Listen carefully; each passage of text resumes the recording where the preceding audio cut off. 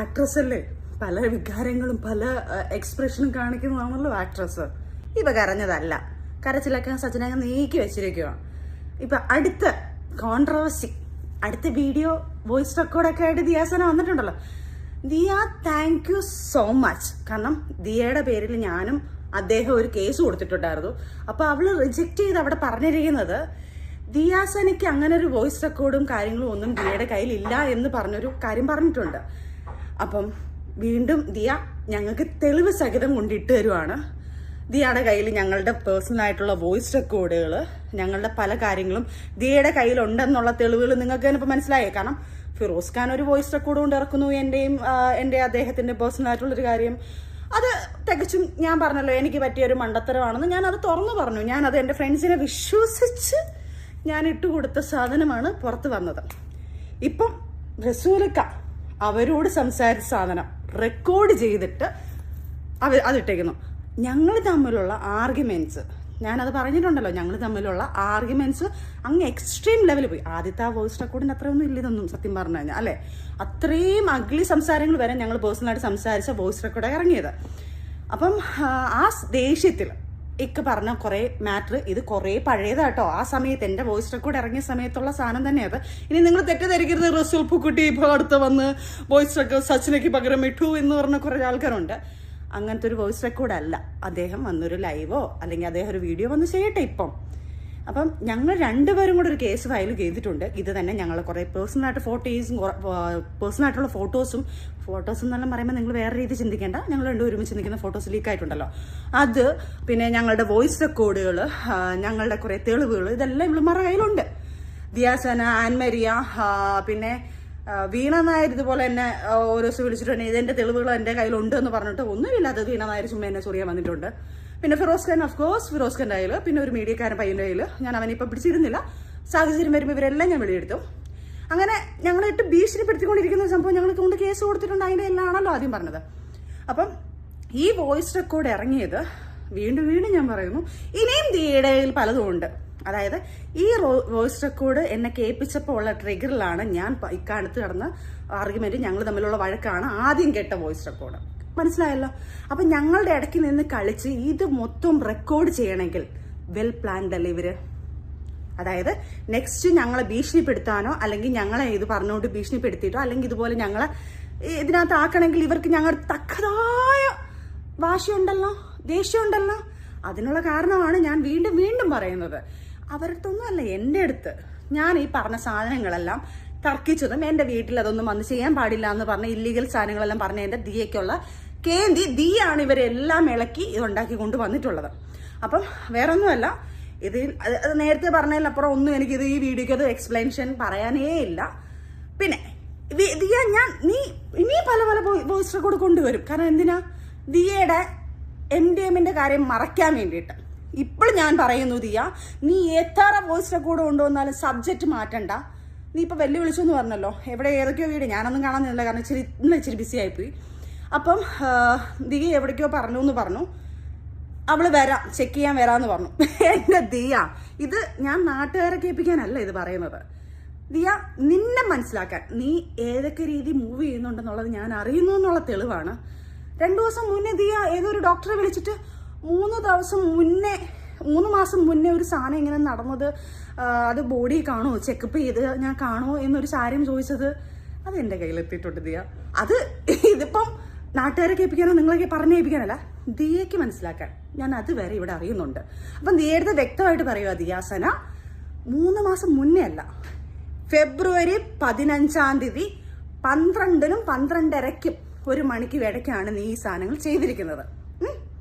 വ്യക്തമാക്കി. ഇനി ഏതെങ്കിലും ഡോക്ടറിനെ വിളിച്ച് നോക്കുമ്പോൾ ഈ ഡേറ്റ് പറഞ്ഞിട്ട് വേണം ചോദിക്കാൻ. എൻ്റെ മോളെ ഒരു 3-4 വർഷം എൻ്റെ അറിവിൽ ഞാൻ ചോദിച്ചത് 3-5 വർഷം 6 വർഷം എത്ര വർഷം ഇത് കാണും, ഹെയറിൽ ഇത് ചെക്ക് ചെയ്താൽ ഉണ്ടാവും എന്ന് പറയുന്നുണ്ട്. ബ്ലഡ് ടെസ്റ്റ് ചെയ്താൽ 1 വർഷത്തിനകത്ത് ഈ കാര്യങ്ങൾ അറിയാൻ പറ്റുമെന്നും പറയുന്നുണ്ട്. അപ്പം ഈ സാധനം പുള്ളിയിൽ നിന്ന് പോത്തില്ല മോളെ ഇത് ഉപയോഗിച്ച് കഴിഞ്ഞാൽ. നീ അതുകൊണ്ട് ടെസ്റ്റ് ചെയ്യാന്ന് പറഞ്ഞത് കൊണ്ട് എവിടെയാണ് വരേണ്ടത്? സജിന ചേച്ചിയും വരാം, സജിന ചേച്ചിയുടെ ബ്ലഡും ടെസ്റ്റ് ചെയ്യണ്ടേ, അല്ലെങ്കിൽ ഹെയർ എടുത്ത് ചെക്ക് ചെയ്യണ്ടേ? അപ്പം നമുക്ക് എല്ലാവർക്കും കൂടെ ഒരുമിച്ചിരുന്ന് ടെസ്റ്റ് ചെയ്യാം ഉടനെ തന്നെ. ഈ പറഞ്ഞ വാക്ക് മാത്രം പറഞ്ഞിട്ട് കാര്യമില്ല. എടി വീണ്ടും ഞാൻ പറയുക, നീ വന്ന് ടെസ്റ്റ് ചെയ്തില്ലെങ്കിൽ മോളെ ഞാൻ നിന്നെ മരണം വരെ വെറുതെ വിടത്തില്ല. നീ ചെയ്തിട്ടില്ല എന്ന് പറയുമ്പം നിന്റെ കൂടെ നിന്ന ആ പയ്യനും നീയും കൂടെയാണ് ചെയ്തത്. ആ പയ്യനെ ഞാൻ വിളിച്ചിരുന്നില്ല അതിനകത്ത്. പിന്നെ ബിഗ് ബോസ് താരങ്ങൾ 2 പേര് അവരും ഇത് സാക്ഷിയാണ്. അവരെയും നിർബന്ധിച്ചതാണ് നീ. എന്റെ മക്കൾ സത്യം അവർ കഴിച്ചിട്ടില്ല, അവരും ചെയ്തിട്ടില്ല ഇത്. പക്ഷെ ഇവള് നിർബന്ധിച്ചപ്പം അവരത് പറഞ്ഞു, എല്ലാം ഞങ്ങൾ ഇതെല്ലാം നിർത്തിയിട്ട് കുറെ കാലമായെന്ന് അവർ പറഞ്ഞത്. അപ്പം ദിയാസന ഇത് പറഞ്ഞില്ലേലും അവരുടെ മനസ്സിലുണ്ടല്ലോ ഇവൾ ഇത്ര വലിയ കള്ളിയാണെന്നുള്ളത്. പിന്നെ നീ പറഞ്ഞത് നീ ആണെങ്കിൽ നീ ഈ സാധനത്ത് നീ ചെയ്തില്ലെങ്കിൽ നീ ടെസ്റ്റ് ചെയ്യാൻ വേണ്ടി അവിടെ നിന്നിട്ട് ഞാൻ ഇപ്പൊ ചെയ്ത് കാണിക്കും എന്ന് പറയുന്ന ഒരാൾ എന്തുകൊണ്ട് ചെയ്യുന്നില്ല? വാ ടെസ്റ്റ് ചെയ്ത് കാണിക്കും മോളെ. നീ ആരാണെന്ന് തെളിയിക്കും മോളെ. ലോകം നിന്നെ ഒരുത്തെ പിടിച്ചാ എത്ര പേരിനകത്ത് തൂങ്ങുന്നറിയോ? അതുകൊണ്ട് നിന്നെ സപ്പോർട്ട് ചെയ്യാൻ ഒത്തിരി പേര് കാണും. സർ എല്ലാവർക്കും ഞാനൊരു കാര്യം പറയുക, ഇവളുടെ കോൾ റെക്കോർഡും അവളെ കോൾ ലിസ്റ്റും എടുക്കണം. അതിലെടുത്തു കഴിഞ്ഞാൽ ഇതിനകത്തുള്ള മാഫിയകളെല്ലാം വെളി വരും. കാരണം ഇവള് കോൾ വിളിക്കുന്നതും ഇവള് കച്ചവടം ചെയ്യുന്ന എല്ലാത്തിന്റെ ആൾക്കാരുടെ റെക്കോർഡ്സും കാര്യങ്ങളും ഇവളെ കോൾ ലിസ്റ്റ് എടുത്തിട്ട് അവരെ ഫോളോ ചെയ്താൽ ഞാൻ കറക്റ്റായിട്ട് കിട്ടും. അതുകൊണ്ട് അതും ഈ പറയുന്ന നിയമ നടപടികൾ എടുക്കുന്ന ആൾക്കാരെ തീർച്ചയായിട്ടും എടുക്കണം. അപ്പൊ അടുത്ത വീഡിയോ ആയിട്ട് സജന വീണ്ടും വരുന്നതായിരിക്കും, അടുത്ത വോയിസ് കേൾക്കാനും. Okay, by. 3 കോടി ഞാൻ വാങ്ങിച്ചു എന്ന് തെളിയിച്ചാൽ അതിൽ 2 കോടി തരാന്ന്. അത് ഞാൻ വാങ്ങിക്കാൻ വരാം. റസൽ പൂക്കുറ്റി പറയുന്നു 3 കോടി എന്റെ അടുത്ത് ചോദിച്ചു എന്ന്. ഒരു തെളിവ്. ഓൾറെഡി 40 ലക്ഷം രൂപ നിങ്ങളുടെ അക്കൗണ്ടിലേക്ക് ഇട്ടുവെന്ന് റസൽ പൂക്കുറ്റി പറയുന്നുണ്ട്. നിങ്ങൾക്ക് ഗോൾഡ് വാങ്ങിച്ചു തന്നു എന്ന് പറയുന്നുണ്ട്. നിങ്ങൾക്ക് വണ്ടി വാങ്ങിച്ചു തന്നു പറയുന്നുണ്ട്. നിങ്ങൾക്ക് ഡയമണ്ട് വാങ്ങിച്ചു തന്നൊക്കെ പറയുന്നുണ്ട്. നിങ്ങൾക്ക് വേറെ എന്തൊക്കെയോ വേണമെന്ന് നിങ്ങൾ ആവശ്യപ്പെടുന്നൊക്കെ ഉള്ള വോയിസ് റെക്കോർഡ് ഞാൻ ഇട്ടിട്ടുണ്ട്. റസൂൽ പൂക്കുട്ടി തന്നെ പറയുന്ന പ്രൂഫ് ഉണ്ടെന്നുണ്ടെങ്കിൽ പിന്നെ എന്തിനാണ് സജന മറ്റുള്ളവരുടെ പ്രൂഫ്? അപ്പൊ 2 കോടി സജന താ. നമസ്കാരം. എല്ലാവരും എന്റെ ഇന്റർവ്യൂ കണ്ട് ഒരുപാട് ആളുകൾ എന്നെ വിളിച്ചു, സപ്പോർട്ട് ചെയ്തു, ഒരുപാട് മെസ്സേജുകൾ വരുന്നുണ്ട്. Thank you so much. അതിനുശേഷം വീണ്ടും സജന നൂർ എന്നെ വെല്ലുവിളിച്ചു കൊണ്ടിട്ട് വീഡിയോ ഇട്ടു. ഞാനൊരു കാര്യം ചോദിക്കുകയാണ്. സജന നൂറിന് മ്യൂസിയം പോലീസ് സ്റ്റേഷനിൽ ഒരു ക്രൈം എടുത്തിട്ടുണ്ട്. സജന നൂറിന് ഫോൺ വിളിച്ചുകൊണ്ടിരിപ്പുണ്ട്. സജന എന്തുകൊണ്ടാണ് ഫോൺ അറ്റൻഡ് ചെയ്യാത്തത്? സജന എന്തുകൊണ്ടാണ് പോലീസ് കേസുമായിട്ട് സഹകരിക്കാത്തത്? സജന ആദ്യം അത് ചെയ്യും. അതുപോലെ തന്നെ ഡീഫമേഷൻ സ്യൂട്ട് ഫയൽ ചെയ്തിട്ടുണ്ട്. നിങ്ങൾ എനിക്കെതിരെ നടത്തിയ പരാമർശം, നിങ്ങൾ എന്നെ വെല്ലുവിളിച്ചത്, നിങ്ങൾ എന്നെ ബ്ലാക്ക്മെയിൽ ചെയ്തത് എല്ലാം വെച്ചുകൊണ്ടിട്ടുള്ള പരാതി ഡീഫമേഷനും ചേർത്ത് ഞാൻ കോടതിയിൽ സബ്മിറ്റ് ചെയ്തിട്ടുണ്ട്. അത് 1-2 ദിവസം കഴിയുമ്പോൾ കോടതിയിലെ പ്രൊസീജിയർ ഓൺ ആയിക്കോളും. കാരണം ഡിഫോമേഷന് കുറച്ച് പണിയുണ്ട്, അതുകൊണ്ടിട്ടാണ്. സജനയുടെ വെല്ലുവിളി ഞാൻ വീണ്ടും സമൂഹത്തിന്റെ മുമ്പിൽ പറയാണ്. കുറച്ചു പേർക്കും കൂടെ അതിനൊരു ക്ലാരിറ്റി കിട്ടാനുണ്ടെന്ന് തോന്നുന്നു. നിങ്ങൾ ആര് വന്നാലും ഞാൻ ഈ ടെസ്റ്റ് ചെയ്യാൻ തയ്യാറാണ്. ഞാനെന്ന് പറയുന്ന വ്യക്തി സാമൂഹ്യ പ്രതിബദ്ധതയുള്ള ഒരാളാണ്. ഞാൻ ഈ സമൂഹത്തിന്റെ മുമ്പിൽ സമൂഹവുമായി ബന്ധപ്പെട്ട് ആർക്ക് ഞാനൊരു ഡ്രഗ് ഉപയോഗിക്കുന്ന ആളെന്ന് സംശയമുണ്ടോ അവർ വന്നാൽ അത് ഞാൻ തെളിയിക്കാൻ തയ്യാറാണ്. ഞാൻ വരാം. ഞാൻ നിങ്ങൾ വിളിക്കുന്ന എവിടെ വേണമെങ്കിലും വന്ന് ടെസ്റ്റ് റിപ്പോർട്ട് എടുക്കാൻ ഞാൻ തയ്യാറാണ്. എന്നിട്ട് ഞാൻ വന്നിരുന്ന് കുറച്ച് അന്വേഷിച്ചപ്പോഴത്തേക്ക് ഈ ടെസ്റ്റിനൊക്കെ ഭയങ്കര പൈസയാവും. 1 രൂപ ഞാൻ എന്റെ കയ്യിൽ നിന്ന് മുടക്കൂല. ഞാൻ ഓൾറെഡി ഡീഫമേഷൻ കേസ് കൊടുത്തിട്ടുണ്ട്. എന്റെ മാനം നശിപ്പിച്ചതിന് അവരെനിക്ക് പണം ഇങ്ങോട്ട് തരുന്നതല്ലാതെ ഞാനൊരു രൂപ അങ്ങോട്ട് തരില്ല. അതുപോലെ അങ്ങോട്ട് കൊടുത്ത് ഞാനൊരു കാര്യം ചെയ്യത്തില്ല. അതുപോലെ തന്നെ ഇന്നലെ അവളുടെ വെല്ലുവിളി കണ്ടു. 3 കോടി ഞാൻ വാങ്ങിച്ചു എന്ന് തെളിയിച്ചാൽ അതിൽ 2 കോടി തരാന്ന്. അത് ഞാൻ വാങ്ങിക്കാൻ വരാം. 2 കോടി തരണം. ഞാൻ ഇന്നലെ ഇട്ട വീഡിയോ കണ്ടായിരുന്നു. അതിനകത്ത് സജന റസൽ പൂക്കുറ്റി പറയുന്നു 3 കോടി എന്റെ അടുത്ത് ചോദിച്ചു എന്ന്. ഒരു തെളിവ്. ഓൾറെഡി 40 ലക്ഷം രൂപ നിങ്ങളുടെ അക്കൗണ്ടിലേക്ക് ഇട്ടുവെന്ന് റസൽ പൂക്കുറ്റി പറയുന്നുണ്ട്. നിങ്ങൾക്ക് ഗോൾഡ് വാങ്ങിച്ചു തന്നു എന്ന് പറയുന്നുണ്ട്. നിങ്ങൾക്ക് വണ്ടി വാങ്ങിച്ചു തന്നു പറയുന്നുണ്ട്. നിങ്ങൾക്ക് ഡയമണ്ട് വാങ്ങിച്ചു തന്നൊക്കെ പറയുന്നുണ്ട്. നിങ്ങൾക്ക് വേറെ എന്തൊക്കെയോ വേണമെന്ന് നിങ്ങൾ ആവശ്യപ്പെടുന്നൊക്കെ ഉള്ള വോയിസ് റെക്കോർഡ് ഞാൻ ഇട്ടിട്ടുണ്ട്. റസൂൽ പൂക്കുട്ടി തന്നെ പറയുന്ന പ്രൂഫ് ഉണ്ടെന്നുണ്ടെങ്കിൽ പിന്നെ എന്തിനാണ് സജന മറ്റുള്ളവരുടെ പ്രൂഫ്? അപ്പൊ 2 കോടി സജന താ. എന്തെന്ന് വെച്ച് കഴിഞ്ഞാൽ 2 കോടി ഇല്ലെങ്കിൽ 1 കോടിയെങ്കിലും വേണം. കുറച്ച് പാവം പിടിച്ച സ്ത്രീകൾ ഇവിടെ ഉണ്ട്. അതുപോലെ നിന്റെ ഹണി ട്രാപ്പിൽ പെട്ട കുറച്ച് പുരുഷന്മാരും ഉണ്ട്. ലക്ഷങ്ങളൊക്കെ പോയ പുരുഷന്മാര്. അവർക്ക് കൊടുക്കാൻ വേണ്ടിയിട്ടാണ്. ഞാൻ ചോദിക്കുമ്പോഴത്തേക്ക് എനിക്കൊണ്ട് താന്ന് പറയുമ്പോഴത്തേക്ക് നിനക്ക് ചിലപ്പം ഫീലാവും. അപ്പം നീ അവർക്ക് കൊടുത്താൽ മതി. അപ്പം ഒരു കാര്യം ഞാൻ പറഞ്ഞോട്ടെ. ഞാൻ ഭയങ്കര ഒരു വിഷമ ഘട്ടം കൂടി ഇതിനകത്തുണ്ട്. കാരണം ആ സങ്കടം പറയാതിരിക്കാൻ പറ്റുന്നില്ല. കാരണം എന്ന് വെച്ചാൽ റസൂൽ പൂക്കുട്ടിയുടെ ഭാര്യ ഷാദിത്തയോട് വളരെയധികം സ്നേഹത്തോടെ ഞാൻ മാപ്പ് ചോദിക്കുകയാണ്. നിങ്ങളുടെ മക്കളോട് ഞാൻ മാപ്പ് ചോദിക്കുകയാണ്. കാരണം ഈ ഫ്രോഡുകൾ രണ്ടും കാണിച്ച കാട്ടായിത്തരത്തിനൊക്കെ ഞങ്ങളോട് കള്ളം പറഞ്ഞതാണ്. റസൂൽ പൂക്കുട്ടി വിവാഹം ചെയ്തു എന്നും അതുപോലെ ഫിറോസ് ഖാൻ ഡിവോഴ്സ് ആയി എന്നും പറഞ്ഞാണ് ഈ റിലേഷൻഷിപ്പ്. അപ്പം ഞങ്ങൾ മുന്നോട്ടുള്ള കാര്യങ്ങളെപ്പറ്റി നോക്കിയിരുന്നില്ല. പിന്നെ പോകെയാണ് അറിഞ്ഞത് ഇവൾ കള്ളമാണ് ഞങ്ങളുടെ അടുത്ത് പറഞ്ഞത് ഈ പ്രശ്നങ്ങളൊക്കെ ആയി തുടങ്ങിയതിന് ശേഷം. അതിനാലാണ് ഞങ്ങൾക്ക് അങ്ങനെ അവളെ സപ്പോർട്ട് ചെയ്യേണ്ടി വന്നത്. സോ അതിന് ക്ഷമിക്കണം. ഈ സമൂഹത്തിന്റെ മുമ്പിൽ കാണിച്ചു കൂട്ടുന്ന ഈ കാട്ടായിത്തരങ്ങളൊക്കെ തുടങ്ങി വെച്ചത് റസൂൽ പൂക്കുട്ടി ആണ്. റസൂൽ പൂക്കുട്ടി സജിനേനെ ഇറക്കി ഫിറോസിക്കെതിരെ വീഡിയോ ചെയ്യിപ്പിച്ച് സജിനയ്ക്ക് ഭയങ്കരമായ സിമ്പതി ജനങ്ങളുടെ ഇടയിൽ നിന്ന് കിട്ടി. ഫിറോസിക്ക സൂയിസൈഡ് അറ്റംപ്റ്റിന്റെ അവസ്ഥയിലെത്തി. അവിടെ നിന്ന് അയാളെ രക്ഷിച്ചു കൊണ്ടുവന്ന് അയാൾ എല്ലാ ഡീറ്റെയിലും വെച്ച് ക്ലിയർ ആയിട്ടൊരു വീഡിയോ ഇട്ടപ്പോൾ സജിനയുടെ ഇമേജ് പോകുന്ന സാഹചര്യത്തിലാണ് റസൂൽ പൂക്കുട്ടി ഉൾപ്പെടെയുള്ള ആളുകളുടെ ക്ലിയർ കട്ടായിട്ടുള്ള പിക്ചർ വെളിയിൽ വരുന്നത്. ഇതുവരെയും അയാൾ പുറത്തേക്ക് വന്നിട്ടില്ല. അയാൾക്ക് നല്ല രീതിയിലുള്ള ടോളറേറ്റിങ്ങും നല്ല രീതിയിലുള്ള അബ്യൂസിങ്ങും സജിനയിൽ നിന്ന് കിട്ടിയിട്ട് പോലും അയാൾ പുറത്തേക്ക് വന്നിട്ടില്ല. അയാൾ ചെയ്തുകൊണ്ടിരിക്കുന്നത് നല്ല കാര്യങ്ങളൊന്നുമല്ല. അയാൾ ഇല്ലീഗലായിട്ടുള്ള ഒരുപാട് കാര്യങ്ങൾ ചെയ്യുന്നുണ്ട്. സജിനയും റസൂൽ പൂക്കുട്ടിയും ചേർന്ന് ഈ സമൂഹത്തിൽ ഒരുപാട് വൃത്തികേട് ചെയ്യുന്നുണ്ട്. ഇതൊക്കെ മനസ്സിലാക്കാൻ കുറേ അധികം വൈകിയതിന് ശേഷം ഞങ്ങൾ കൃത്യമായിട്ട് കാര്യങ്ങൾ മനസ്സിലാക്കുകയും ഞങ്ങളത് തുറന്നു പറയുകയും ഇവരെ ഞങ്ങളുടെ ലൈഫിൽ നിന്ന് മാറ്റി നിർത്തുകയും ചെയ്തിട്ടുണ്ട്. ഷാദിത്ത വീണ്ടും പറയാണ്, നിങ്ങളോടും നിങ്ങളുടെ മക്കളോടും ഞാൻ ക്ഷമ ചോദിക്കുകയാണ്. ഹലോ ഗൈസ്, ഞാൻ കുറച്ച് ലേറ്റായി പോയി. കുറച്ച് തിരക്കുകൾ ഉണ്ടായിരുന്നു. നിങ്ങളോട് ഞാൻ പറഞ്ഞു ഡിഫോമേഷൻ ഫയൽ ചെയ്തു എന്നുള്ളത്. അപ്പൊ അതിന്റെ കുറച്ചുകൂടെ പ്രോസസ്സുകളുണ്ട്. 2-3 ദിവസം എടുക്കും അത് ഫയലായി വരാൻ വേണ്ടിയിട്ട്. അപ്പൊ അതിന്റെ പുറകിലുണ്ടായിരുന്നു. അതിനുശേഷം ഇന്ന് ഉച്ചയ്ക്കാണ് ഞാനൊരു ഇന്റർവ്യൂ കൊടുക്കുന്നത്. സിനി ഫയലിനാണ് ഞാൻ ആ ഇന്റർവ്യൂ കൊടുക്കുന്നത്. വളരെ പ്രധാനപ്പെട്ട ഒരു കാര്യം പറയാൻ വേണ്ടി വന്നതാണ്. ഞാൻ ഇന്നലെ വൈകുന്നേരം ഒരു ചാനലിൽ ഇന്റർവ്യൂ കൊടുക്കാന്ന് പറഞ്ഞു. ആ ചാനലിൽ ഞാൻ അങ്ങോട്ട് വിളിച്ചിട്ടാണ് പറഞ്ഞത് ഇന്റർവ്യൂ കൊടുക്കാൻ. അവരെല്ലാം ഓക്കെ എന്നൊക്കെ പറഞ്ഞിട്ട് വൈകുന്നേരം ആയപ്പോൾ ഞാൻ അവരെ വിളിച്ചപ്പോഴത്തേക്ക് അവർ പറഞ്ഞു, ഇല്ല ഇവിടെ ഇത് ക്യാമറ ഇല്ല, അതില്ല, അപ്പം കുറച്ച് ഡിലേ ആവും, അങ്ങനെ ഇങ്ങനെ എന്നൊക്കെ പറഞ്ഞു. അപ്പൊ ഞാൻ ഇങ്ങനെ വെറുതെ അവരെടുത്ത് ഇട്ടിട്ട് ചുമ്മാ ചെറിയ പോലെ ഇരുന്നിട്ട് എനിക്ക് കാര്യങ്ങളൊക്കെ മനസ്സിലായി, നിങ്ങൾ സെറ്റിൽമെന്റ് ഒക്കെ നടത്തിയിട്ടുണ്ടാവുമല്ലേ എന്ന് പറഞ്ഞപ്പം, ചേച്ചി പ്രശ്നമൊന്നും ഉണ്ടാക്കരുത്, നമുക്ക് എല്ലാവരും പൈസയ്ക്ക് വേണ്ടിയിട്ടല്ലേ ഇരിക്കുന്നത്. അപ്പൊ നമ്മള് അവരോടത്ത് ചോദിച്ചപ്പോൾ അവർ പറഞ്ഞു, ഒരു കാരണവശാലും അത് എടുക്കരുത്, അത് അനാവശ്യമായിട്ടുള്ള അലിഗേഷൻ പറയാൻ വേണ്ടി മാത്രമാണ്, അതിന്റെ ക്രെഡിബിലിറ്റിയെ ബാധിക്കുമെന്നൊക്കെ ഏതോ ഒരു പ്രമുഖൻ പറഞ്ഞതായിട്ടൊക്കെ ഞാൻ അറിഞ്ഞു. അപ്പൊ അതുകൊണ്ടിട്ട് ഞാൻ പിന്നെ വിചാരിച്ചു എന്തായാലും നമുക്ക് എന്തെങ്കിലും വേണമല്ലോ. അപ്പൊ നമ്മൾ ഇവിടുത്തെ സിനി ഫയൽ ബിജിത്ത് ടീമും എന്റെ അടുത്ത് പറഞ്ഞു, ചേച്ചി എടുക്കാന്ന് പറഞ്ഞു. അപ്പൊ ഞാൻ ഓക്കെ പറഞ്ഞു. ഞാൻ പോയി എടുത്തു. ഇതുവരെയും എഡിറ്റിംഗ് ഒക്കെ ഇപ്പോഴാണ് കഴിഞ്ഞ ഒരുവിധം പറ്റുന്ന രീതിയിലൊക്കെ അവതരിപ്പിച്ചിട്ടുണ്ട്. ശരിക്കും പറഞ്ഞു കഴിഞ്ഞാൽ കുറച്ചധികം കാര്യങ്ങൾ പറയാനുണ്ട്. റസൂൽ പൂക്കുട്ടി ഒരു നോട്ടീസ് പബ്ലിഷ് ചെയ്തതുമായി ബന്ധപ്പെട്ടിട്ട് അയാളുടെ AI വീഡിയോ, AI ഫോട്ടോ എന്നൊക്കെ പറഞ്ഞിട്ടുള്ള സാധനങ്ങൾ, അതിന്റെയൊക്കെ പ്രൂഫ്, കൃത്യമായിട്ടുള്ള കുറേ അധികം പ്രൂഫുകൾ ഞാൻ എന്റെ യൂട്യൂബ് ലിങ്കിൽ അതായത് എന്റെ യൂട്യൂബ് ചാനലല്ല, സിനി ഫയലിന്റെ യൂട്യൂബ് ചാനലിനകത്ത് ഞാൻ പബ്ലിഷ് ചെയ്തിട്ടുണ്ട്.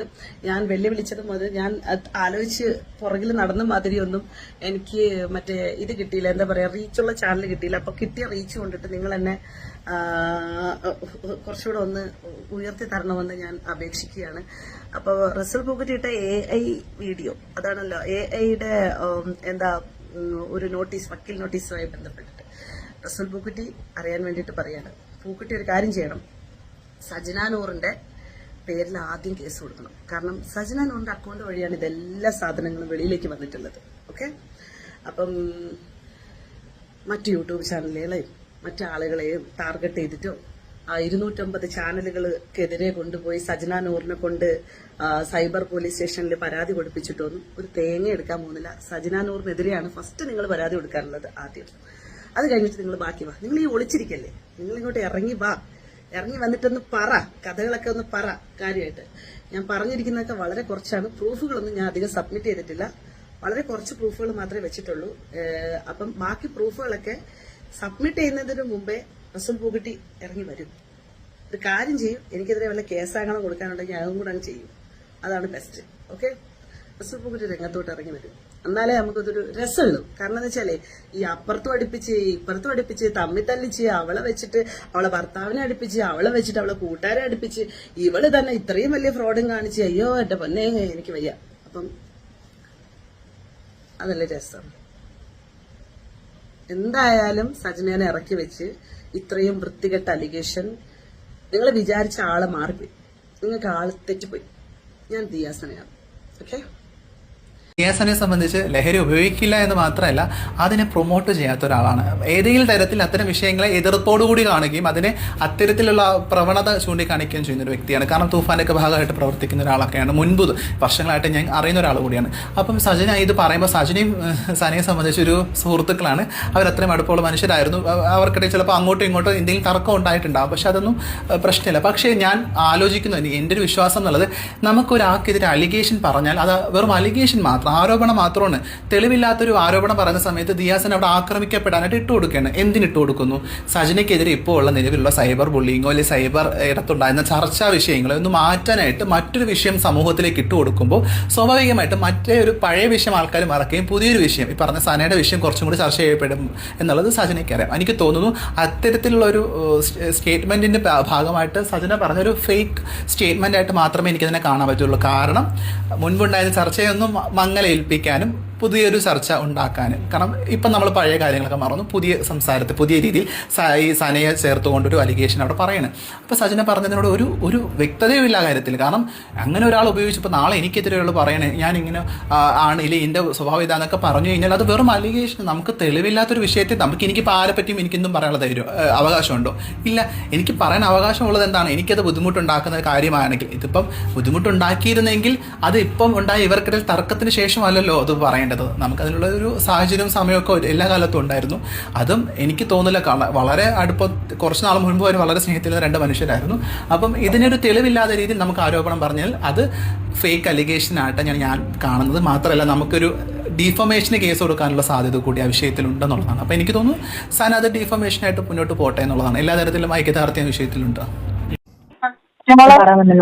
നിന്നെ ഉപദ്രവിച്ചാ?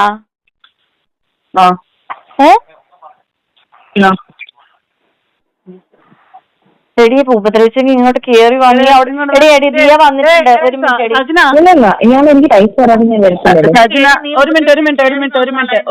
മിനിറ്റ് സജന, എന്നെ ഉപദ്രവിച്ചോ? അടിച്ചോ? ഞാൻ നിന്റെ അടുത്തൊരു കാര്യം പറയട്ടെ. ഈ പൈസ പവറിൽ ജീവിക്കുന്ന മനുഷ്യരാണ് നീ നമുക്കൊരു ടെൻഷൻ എന്ന് വെച്ചാൽ നിനക്ക് വല്ലതും ആയിപ്പോ എന്നുള്ളത് നമ്മളെ ടെൻഷനുമാണ്. നിന്റെ മക്കൾക്ക് നീ എനിക്ക് പറ്റിയ അവിടെയുള്ള മീഡിയക്കാരെയും അറേഞ്ച് വെക്കും. ഇവങ്ങനെ ഒന്നല്ലെങ്കിൽ വലിച്ചെങ്ങ് കീറണം. ഞാൻ പറയട്ടെ പൊന്നുമോളെ, ഞാൻ പറയട്ടെ, ഞാൻ പ്രാക്ടിക്കലി ഒരു സത്യസന്ധമായ ഒരു കാര്യം പറയട്ടെ. ഒരു തേങ്ങയാവാൻ പോകുന്നില്ല ഈ സമൂഹത്തിൽ. നീ ഇവിടെ വന്ന് പറയാണ് ഇയാള് നിന്നെ പീഡിപ്പിച്ച് എന്ന് പറയാണ്. ഈ സമൂഹം ഇപ്പൊ പറഞ്ഞോണ്ടിരിക്കുന്ന സാധനമേ ആണുങ്ങൾക്ക് സപ്പോർട്ട് കേസുകൾ സാധനങ്ങൾ എന്റെ കയ്യിലുണ്ടെന്നറിയാമോ? എന്തൊക്കെ സാധനങ്ങള്? ഒരു പെണ്ണ് സഹിക്കാൻ പറ്റുന്ന ഇല്ലല്ല, നീ ഡിവോഴ്സ് കഴിഞ്ഞിട്ടുണ്ടെങ്കിൽ എത്ര ആളുകൾ എടുക്കും? എത്ര ആളുകൾ? പറയടി. എന്നെ ചെയ്ത് വെച്ചിരിക്കുന്ന കാണിച്ചു തരാം. തന്നെ എന്താ എന്നെ ചെയ്ത് വെച്ചിരിക്കുന്ന എന്താന്ന് കണ്ടേ? എന്താ നീ എന്തിനാ മറ്റേ നമ്പർ ബ്ലോക്ക് ചെയ്ത് വെച്ചേക്കണേ? എനിക്കറിയത്തില്ല, അത് ഫോൺ ഓഫാ. അയാള് നമ്മള് വിചാരിച്ചില്ല അപ്പുറം അന്നമ്മ. അയ്യോ, അമ്മയുടെ പ്രായമുള്ള ആൾക്കാരെ പോലും വെച്ചിട്ടില്ല അന്നമ്മ. ഞാൻ എല്ലാ തെളിവെടുത്ത് വെച്ചിട്ടുണ്ട്. തള്ളയുടെ പ്രായമുള്ള ആൾക്കാരെ പോലും. എത്രയെന്ന് പറഞ്ഞാൽ എത്ര പെണ്ണുങ്ങളെ ഞാൻ വിളിച്ച് പറയുന്നത്. ഇയാളെ മൊബൈൽ ഞാൻ ഇന്ന് വരെ എടുത്ത് നോക്കിയിട്ടില്ല. പക്ഷെ ഇന്ന് എടുത്ത് നോക്കിയപ്പോൾ എന്റെ ചങ്ക് പൊട്ടു അന്നമ്മ. എന്നാടി എനിക്ക് ഇങ്ങനെ ഞാൻ 3 മാസം കൊണ്ട് എന്നെ ടെൻഷൻ എത്തിച്ച് അത് വെച്ചിട്ട് എന്നെ ബാർഗെയിൻ ചെയ്ത് എനിക്ക് 3 കോടി രൂപ ഞാൻ കാണിച്ചിട്ട് പറഞ്ഞു. അതെ, എന്റെ ഭാര്യ മക്കളെ എല്ലാം അണ്ടർസ്റ്റുഡായി, അതൊക്കെ മനസ്സിലായി. പിന്നെ ഈ പുള്ളി നിർബന്ധമായിട്ടും എനിക്ക്, അതായത് ഞാൻ ഇവിടെ ഇത്രയും വിഷയം ഉണ്ടാക്കി എന്റെ കുടുംബം പ്രശ്നമാക്കി. അതിനോട് എല്ലാ കാര്യങ്ങളൊക്കെ അറിഞ്ഞത്. ഇവളിട്ട ഒരു മെസ്സേജ് പിന്നെ ഇവളിപ്പോ പ്രൂവ് ചെയ്യാൻ കാണിച്ച പരിപാടി എന്ന് പറഞ്ഞാൽ ഞാൻ മൾട്ടിപ്പിൾ ആൾക്കാരായിട്ട് ബന്ധം ഉണ്ടാക്കി തീർക്കും. വെയിറ്റ് ചെയ്യും, ഇത് സമയമുണ്ടോ, ഒരു ദിവസം എടുത്തിട്ട് പോകല് സെറ്റിൽ ചെയ്തിട്ട് സമയമുണ്ടോ, ഞാൻ കൺട്രോൾ ആക്കി ചെയ്യുന്നത്. ഞാൻ പറഞ്ഞു കാരണം ഞാൻ കളഞ്ഞിട്ട് പോകുന്നു, ആൻസൈറ്റി ഉണ്ട്, ഞാൻ പോകത്തില്ല പറഞ്ഞു. ഇപ്പൊ ഇതൊരു സിറ്റുവേഷൻ എത്തിയിരിക്കുകയാണ്, ഇത് നമുക്ക് ഒന്നിനും പോകാൻ പറ്റത്തില്ല, നമുക്ക് നിർത്താം. ഇത് കണ്ടിന്യൂ ചെയ്യാൻ പറ്റത്തില്ല, ഇങ്ങനത്തെ ഒരു ത്രെട്ടില് നമുക്ക് ജീവിക്കാൻ പറ്റില്ല. അതെ ഞാൻ അതാണ് ചെയ്യുന്നത്, അതാണ് ചെയ്യാൻ നിങ്ങൾ മനസ്സിലാണ് ഞാനിപ്പോ. പിന്നെ പക്ഷെ അതിനെ ഇവള് ഡിമാൻഡ് ചെയ്യുന്നത് ഇഷ്ടമാണ്, അതിനവൾ ഡിമാൻഡ് ചെയ്യുന്നത് പണമാണ്. സെറ്റിൽ ചെയ്യാൻ മാത്രമേ നടക്കുള്ളൂ. 3 കോടി രൂപ എന്റെ ഇരിക്കുന്നു. ഞാൻ ആൾറെഡി അവൾക്ക് എന്റെ അക്കൗണ്ടിൽ നിന്ന് 40 lakhs 39 അധികം പൈസ കൊടുത്തിട്ടുണ്ട്. So far from 23 September onwards almost 40 lakhs. അത് കൂടാതെ ഡയമണ്ട് റിങ്, മോതിരം, വാച്ച്, അതിന്റെ കഴുത്തിൽ കിടക്കുന്ന 10 ഗ്രാമിന്റെ ലോക്കറ്റ്, അതിന് മുമ്പുള്ള ലോക്കറ്റ്, മാല, ഇതല്ലാതെ ഇവർക്ക് ജീവിതത്തിൽ ഒരു മനുഷ്യന് ഒരു സാധനം വാങ്ങിച്ചു കൊടുത്തില്ല. അത് കഴിഞ്ഞിട്ട് 10-20 ലക്ഷം രൂപ. ഇവിടെ എന്നോട് ചോദിച്ചു ഭയങ്കര കളി കളിച്ചിട്ടുണ്ട്, കാരിയാണ്, അതുകൊണ്ട് പിന്നെ ഇവിടെ പ്രൊട്ടക്ഷൻ എന്ത് സംഭവിച്ചാലും ഉപയോഗിക്കത്തില്ല. എന്നോട് കള്ളം പറഞ്ഞിട്ട് ഇവളിപ്പോ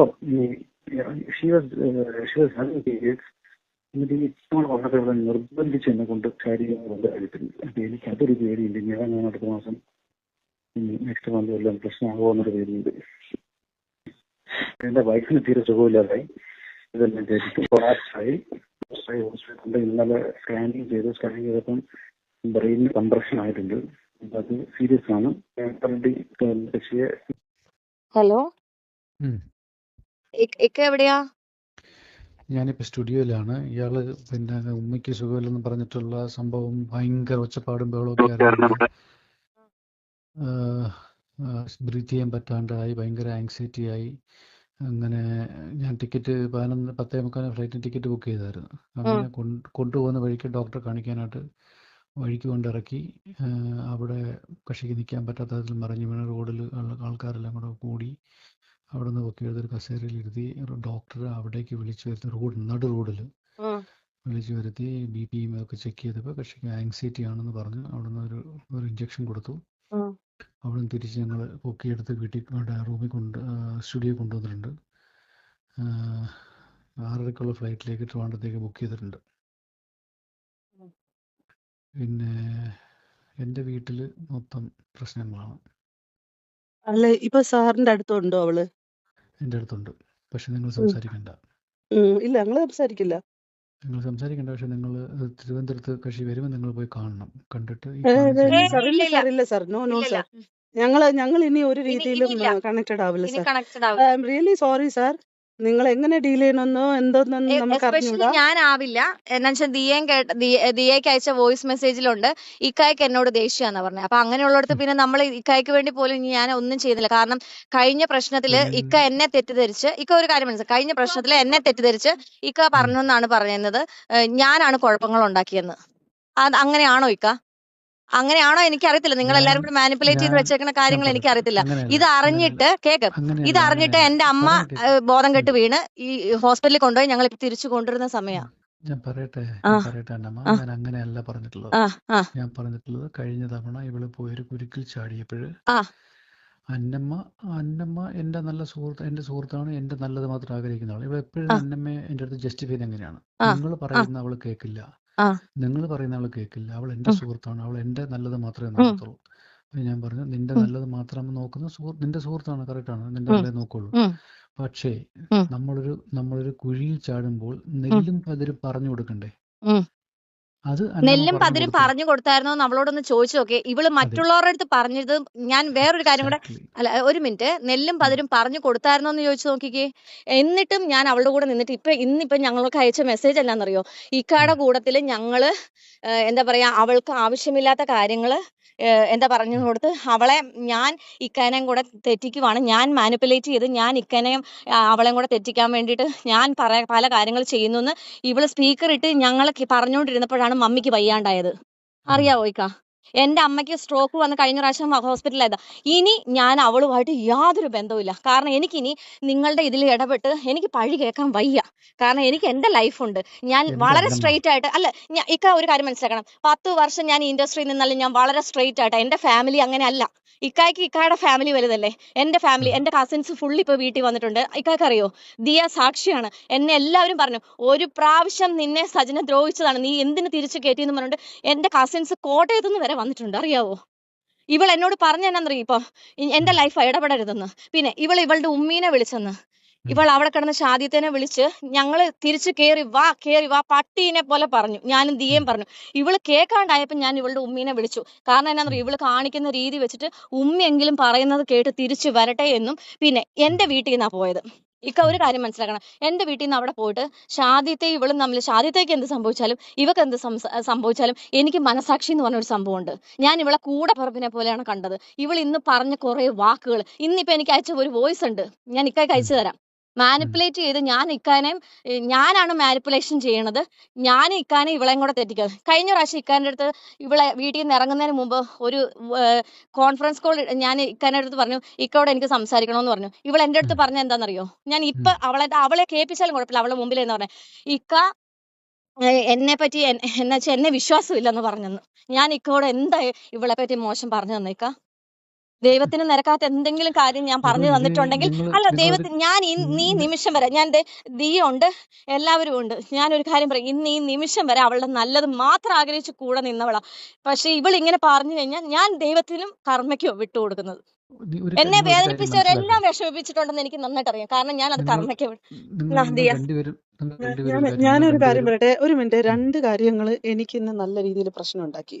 ഞാൻ ഇനി ഒരിക്കലും സജനയായിട്ട് കണക്ഷൻ ഉണ്ടാവില്ല എന്ന് തീരുമാനം എടുത്ത സമയം അതായിരുന്നു. രാവിലത്തെ കോൾ വന്ന സമയത്ത് അവൾ എന്റെ അടുത്ത് നിന്നുകൊണ്ട് എനിക്ക് റിലേഷൻഷിപ്പ് തുടരണ്ട, എനിക്ക് 3 കോടി മതി. ഒന്ന്. രണ്ടാമത്തെ കാര്യം എന്ന് പറഞ്ഞത്, അവളോട് പറഞ്ഞു, നീ പ്രശ്നം ഉണ്ടാക്കല്ലേ, അവർക്ക് ഏതെങ്കിലും രീതിയിൽ വല്ലതും പറ്റിപ്പോയി കഴിഞ്ഞാൽ നമ്മൾ സമാധാനം പറയേണ്ടി വരും. എന്റെ പൊന്നു മോളെ, നീ കാല് പിടിച്ച് പറയണം, നീ ഇങ്ങ് വാന്ന് പറഞ്ഞപ്പോ പറയണേ, അവര് മരിച്ചാലും എനിക്ക് പ്രശ്നമില്ല.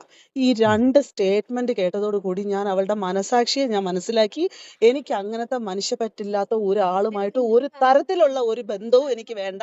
പിന്നെ ഈ അന്നമ്മയും ഞാനും ആകെ കാണുന്നത് ലാസ്റ്റ് ടൈം തിരുവനന്തപുരത്ത് വന്ന സമയത്താണ്.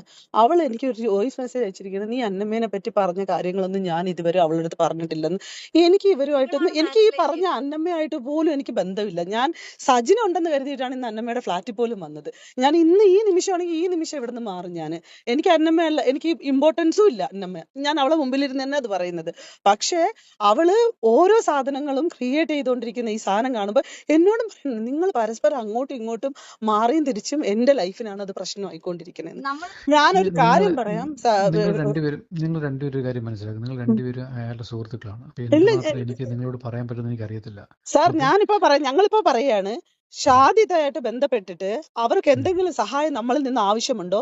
ഞാൻ ഇപ്പോഴും നിങ്ങളൊപ്പം അല്ല നിൽക്കുന്നത്. ഞാൻ പറയണം, കാരണം നിങ്ങളും കൂടെ കാരണം തന്നെയാണ് അവളുടെ റിലേഷൻഷിപ്പിനകത്തുള്ളത്. അത് നിങ്ങൾ മാത്രം തീരുമാനിച്ച് എന്താന്ന് വെച്ചാൽ ആയിക്കോ. പക്ഷെ ഒരു സ്ത്രീയും 2 മക്കളും ഇത് അനുഭവിക്കുമ്പോ ആസ് ആൻ ആക്ടിവിസ്റ്റ്, എന്റെ എത്തിക്സ് എന്ന് പറയുന്നത് ഇതല്ല. എന്റേതെന്ന് പറഞ്ഞാൽ ഞാൻ അവരൊപ്പം നിൽക്കുക എന്നുള്ളതാണ്. അതുകൊണ്ടാണ് സാർ എന്റെ അടുത്ത് പറഞ്ഞ സമയത്ത് ഞാൻ പറഞ്ഞു, സാർ അവരെന്താവശ്യപ്പെട്ട് സംസാരിച്ചാലും ഞാൻ അവരൊപ്പം നിൽക്കുമെന്ന് പറഞ്ഞത്. ഞാൻ ഒരിക്കലും നിങ്ങളൊപ്പം അല്ല നിൽക്കുന്നത്. ഞാൻ പക്ഷേ ആ സ്ത്രീക്കൊപ്പം ഞാൻ നിൽക്കും, നിങ്ങളെ ഭാര്യയ്ക്കൊപ്പം ഞാൻ നിൽക്കും. അവർ അത്രയും കണ്ടീഷനിൽ ഹെൽത്ത് പ്രശ്നമായി നിൽക്കുന്ന അവരെ കൺസിഡർ ചെയ്യാൻ പറ്റാത്ത സജനയുടെ മനസാക്ഷി എനിക്ക് ഒരിക്കലും അംഗീകരിക്കാൻ പറ്റത്തില്ല. പിന്നെ ഞാൻ പറഞ്ഞുതരാം സാർ, അവൾ ആങ്സൈറ്റിയോ അവൾ പ്രശ്നമോ അവളെ ഞങ്ങളടുത്ത് മെസ്സേജ് അയച്ചോ അവൾ ആത്മഹത്യ ചെയ്യാൻ പറഞ്ഞു, ഞങ്ങൾക്ക് ഒരു പ്രശ്നമില്ല. ഞാൻ അങ്ങനെ ഇനി ഒന്നുകൂടെ എൻ്റെ അടുത്ത് വന്നാൽ ഞാൻ അപ്പോൾ പോലീസ് സ്റ്റേഷനിൽ വിളിച്ചറിയിക്കും. എൻ്റെ ഒരു ഫ്രണ്ട് ഇന്നടുത്ത് കൊണ്ട് അവൾ എൻ്റെ അടുത്ത് ആത്മഹത്യ ചെയ്യാണെന്ന് പറയാണ്. സാർ ആ കുട്ടിയെ രക്ഷിക്കണം. എനിക്ക് ഇതേ ലാസ്റ്റ് ചെയ്യാൻ വേണ്ടി പറ്റത്തുള്ളൂ, അതിലപ്പുറത്തൊന്നുമില്ല. സാറ് നമ്മൾ പറയും, ഞങ്ങൾ ഇതുവരെയും സാറിൻ്റെ അടുത്ത് ഈ രീതിയിൽ ഞാൻ സാറിൻ്റെ അടുത്ത് ഒപ്പോസ് ചെയ്ത് ഒരു തരത്തിലും ഞാൻ സംസാരിച്ചിട്ടില്ല. പക്ഷെ എനിക്ക് വളരെ വലിയ വിഷമം ഉണ്ടാക്കിയ സാഹചര്യമാണ്. കാരണം അവളുടെ റിലേഷൻഷിപ്പിൽ പ്രശ്നം ഉണ്ടാക്കരുതെന്ന് കരുതിയിട്ടാണ് റിലേഷൻഷിപ്പിൽ പ്രശ്നം ഉണ്ടാക്കരുതെന്ന് കരുതിയിട്ടാണ് അവൾക്ക് ഒപ്പമാണ് ഞങ്ങൾ നിന്നിട്ടുള്ളത്. അവൾ ഇങ്ങ് വാന്ന് പറഞ്ഞത് അവളുടെ ഏത് ഹെൽത്തിനെ അവസ്ഥയിൽ ഒന്നും എനിക്കിവിടെ വരരുതെന്ന് കൊണ്ടിരിക്കുന്നത് വിചാരിച്ചിട്ട്. അറിയാനൊക്കെ. ഒരു മിനിറ്റ്. ഇയാളെ ഏത് അവസ്ഥയിൽ നിന്നെ ഇവിടെ കൊണ്ടിരിക്കുന്നത്? ആരായാലും നിനക്ക് എന്താണ്?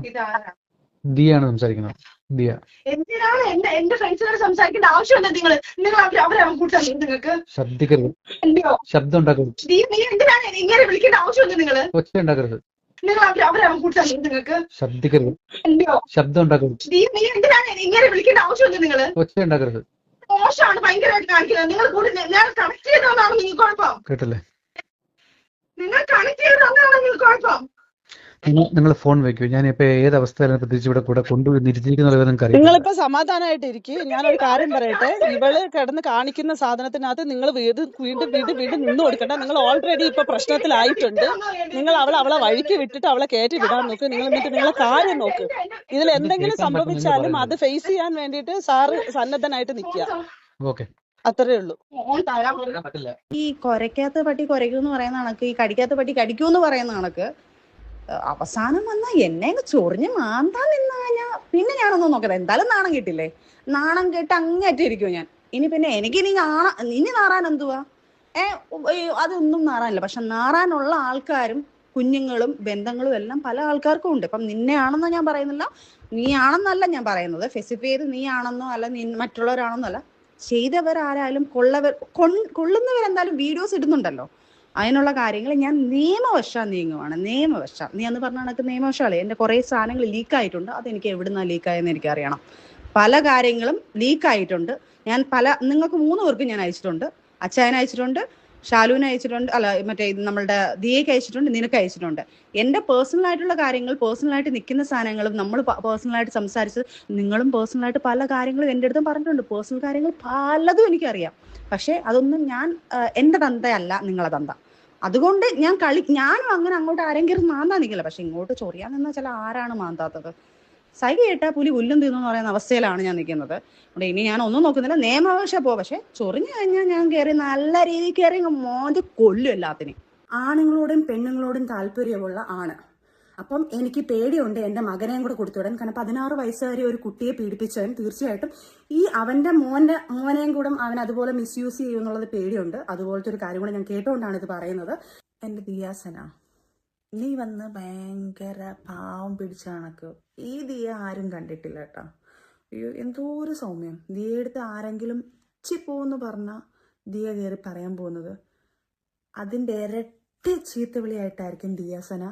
മീഡിയയിലാവട്ടെ, ഏത് സോഷ്യൽ മീഡിയയിലാവട്ടെ, അവൾ എവിടെ അങ്ങനെയാണ് പറയുന്നത്. അല്ല ദിയ, അപ്പം നീക്കെന്ത് പേടിയുണ്ടോ?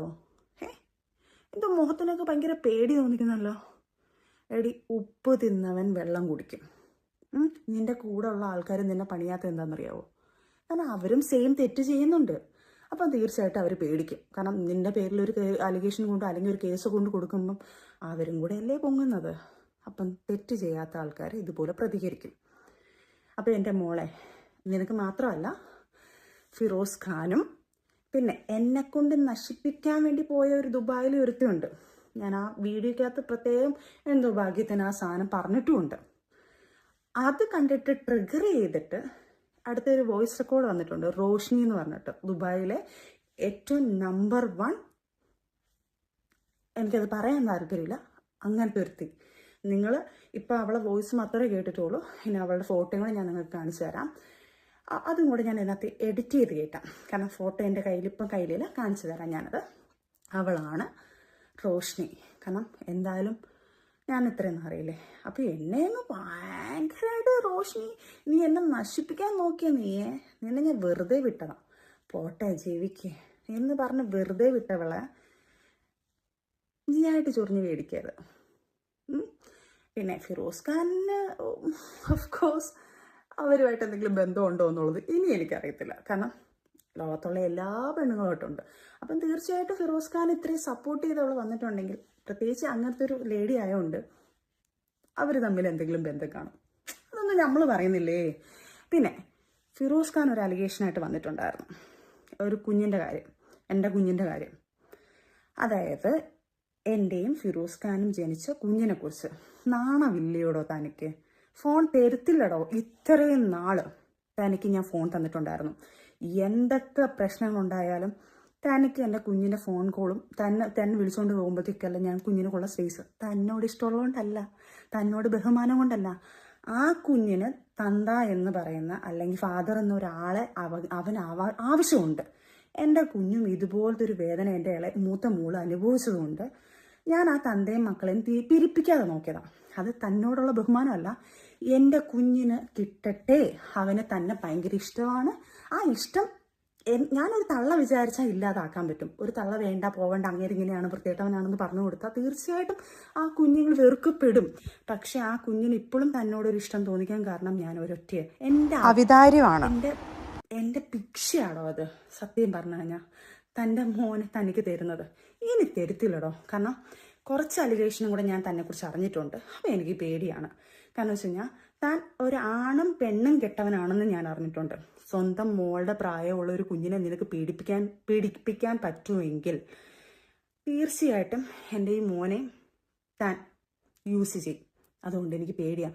താൻ ലീഗലി പോടോ, ലീഗലി പോയിട്ട് ഞാൻ ലീഗലായിട്ട് മൂവ് ചെയ്യാം. തൻ്റെ കുഞ്ഞിനെ കാണണമെന്നുണ്ടെങ്കിൽ ലീഗലായിട്ട് പോകാം. ഇത്രയും നാൾ ഞാൻ തന്നെ വേണ്ടിയിട്ട് ആ കുഞ്ഞിനെ മറച്ചു വെച്ചിട്ടില്ലല്ലോ. 2500 രൂപ ചിലവിനും തന്നിട്ട് ഒരു വർഷം കൊണ്ട് അതിൻ്റെ സ്റ്റേറ്റ്മെൻറ്റ് മേടിച്ചറിയാം. എൻ്റെ ഉമ്മയുടെ ഫോണിൽ 2500 രൂപ ചിലവിനും തന്നിട്ട് 2000 ആദ്യം അയച്ചു, പിന്നെ ഒരു 500 രൂപ കൂടെ കൂട്ടി. ഓരോ മാസം മറ്റേ വർഷത്തിൽ കൂട്ടുന്ന കണക്ക് ഒരു 6-7 മാസം ആയപ്പോഴത്തേക്ക് ഒരു 500 രൂപ കൂടെ കൂട്ടി.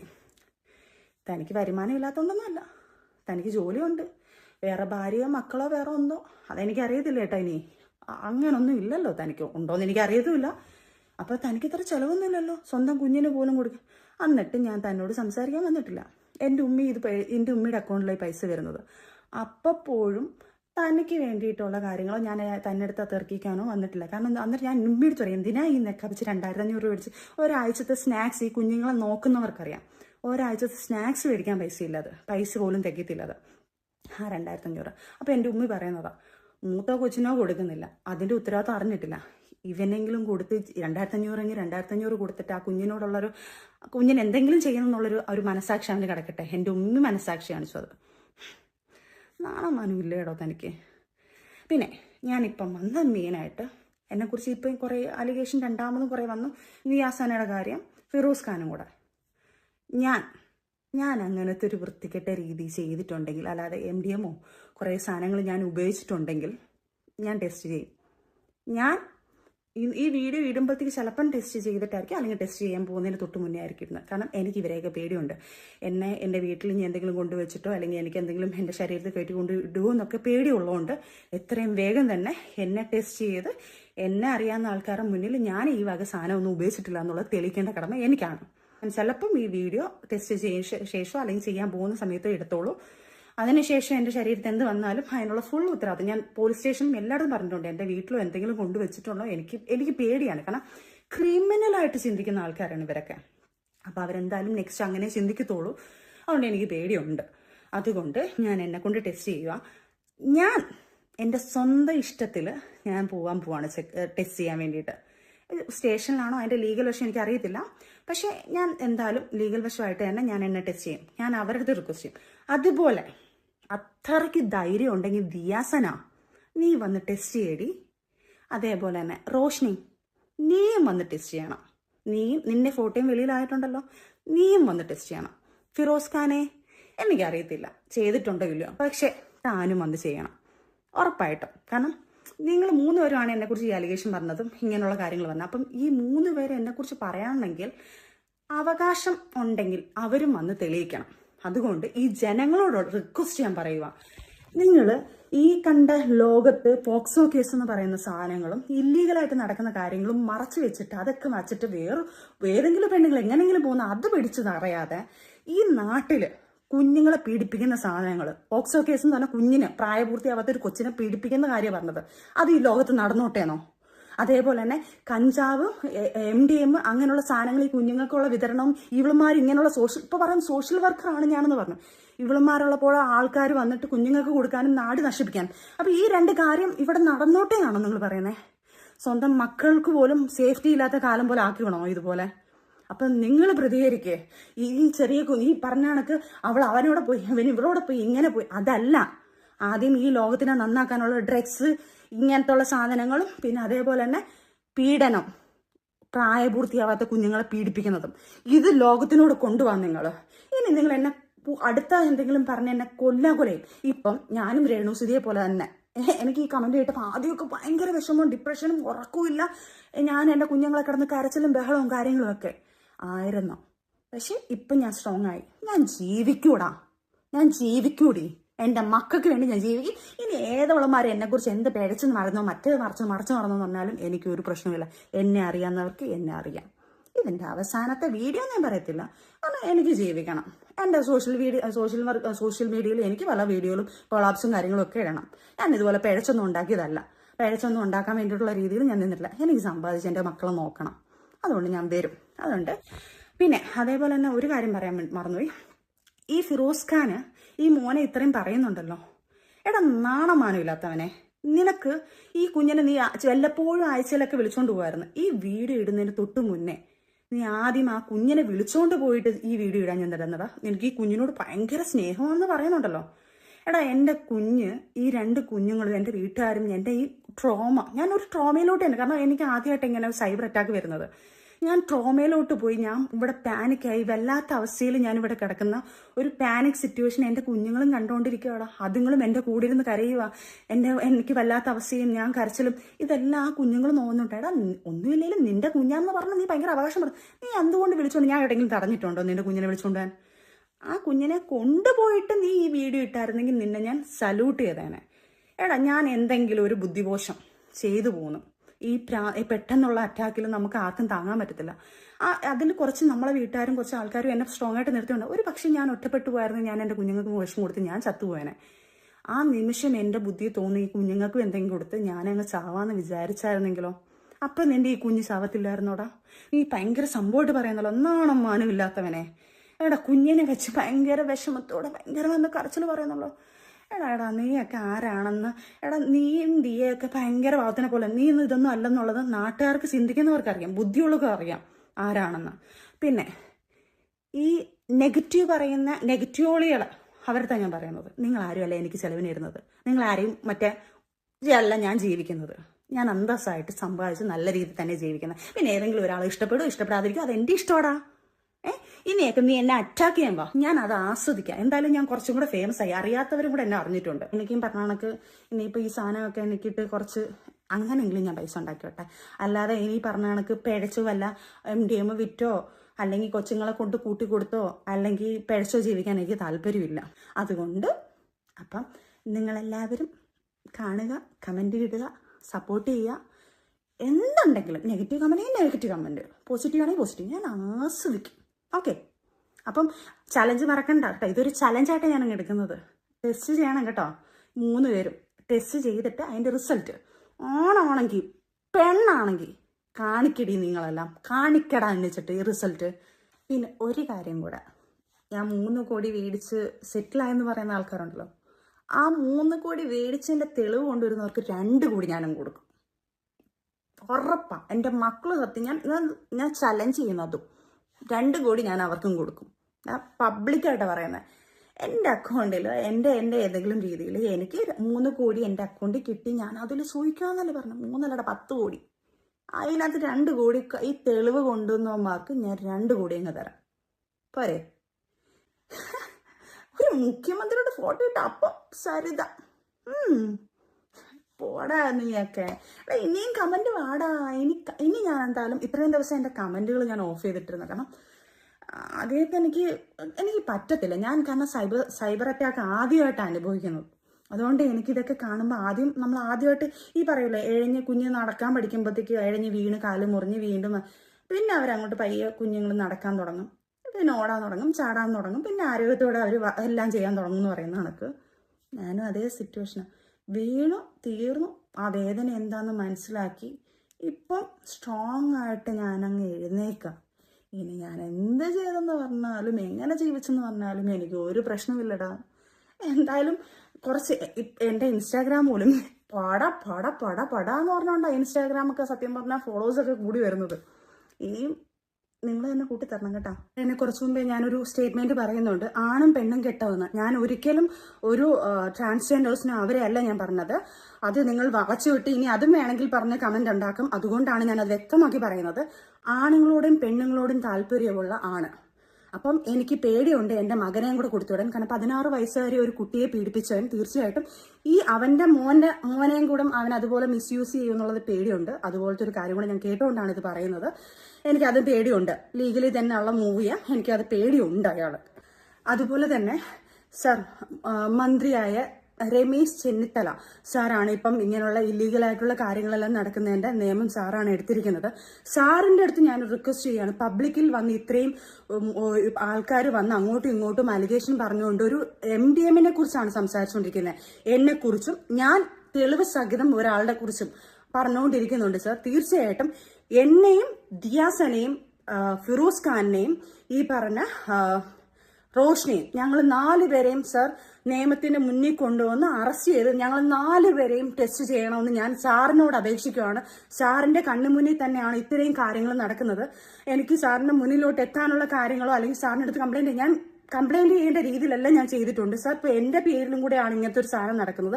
അപ്പം തീർച്ചയായിട്ടും ആൾക്കാരുടെ മുന്നിലായാലും ബാക്കിയുള്ളവരുടെ മുന്നിലായാലും ഞാൻ എന്റെ തെറ്റുകൾ തിരുത്താനോ അല്ലെങ്കിൽ എന്റെ കാര്യങ്ങൾ എന്താണെന്ന് തെളിയിക്കാനുള്ള ഒരു കടമ എനിക്കുണ്ട്. അപ്പൊ എന്നെക്കുറിച്ചും ഇങ്ങനെയുള്ള അലിഗേഷൻ പറയുന്നതുകൊണ്ട് ഞാൻ ഈ സാധനങ്ങൾ ഇല്ലാതെ എനിക്ക് ജീവിക്കാൻ പറ്റില്ല എന്നാണ് പറയുന്നത്.